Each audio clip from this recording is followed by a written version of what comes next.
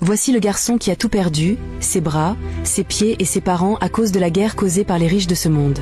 Mais malgré ça, il garde espoir, il lit le Coran et prie le bon Dieu sans se plaindre. Amir, un prénom simple pour une vie qui ne l'est pas. Amir, c'est ce jeune garçon dont le sourire a survécu à l'enfer. Un enfant qui a tout perdu sous les bombes. Ses bras, ses jambes, ses parents, tout ce qu'un enfant devrait garder à jamais. Une guerre déclenchée par des puissants, des hommes en costume qui signent des contrats de sang pour protéger leur fortune, pendant que leurs enfants dorment sur des draps de soie, mangent à leur faim, étudient dans les meilleures écoles, sont soignés dans des cliniques où chaque soin coûte plus cher qu'un village entier.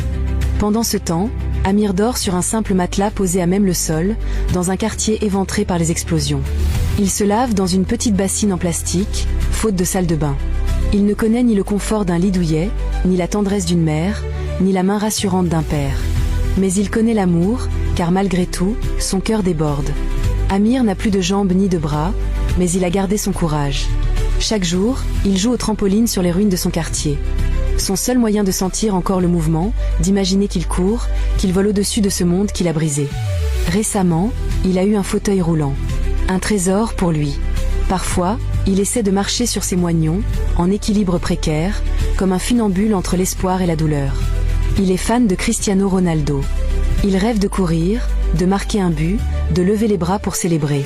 Mais quand la douleur se réveille, quand ses cicatrices le démangent et qu'il ne peut pas gratter, quand les souvenirs de ses parents engloutissent son courage, Amir pleure. Mais il sèche ses larmes tout seul, et son sourire revient comme un rayon de soleil après la tempête. Amir ne déteste pas Dieu. Il prie, il lit le Coran, il dessine avec ce qu'il peut, sur un coin de papier froissé. Il dessine son monde meilleur.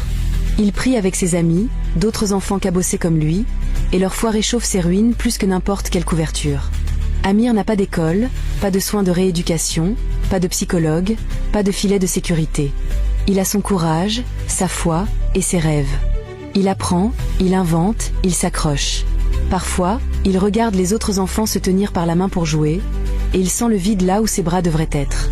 Alors il ferme les yeux et s'imagine les serrer quand même, par la force de son amour. Pendant ce temps, ceux qui ont décidé de sa souffrance lèvent leurs verres dans des palais dorés, protégés par des armées de lois et de profit. L'ONU, l'UNICEF, de beaux mots, des promesses, parfois quelques sacs de riz et des photos pour apaiser les consciences.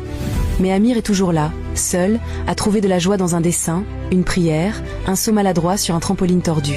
Si un jour tu penses que le monde est injuste pour toi, souviens-toi d'Amir. Il n'a rien, mais il offre tout ce qui lui reste. Un sourire, un espoir, une foi en la vie. Il nous apprend que la force ne se mesure pas en fortune ni en pouvoir, mais en la capacité à sourire quand tout a brûlé.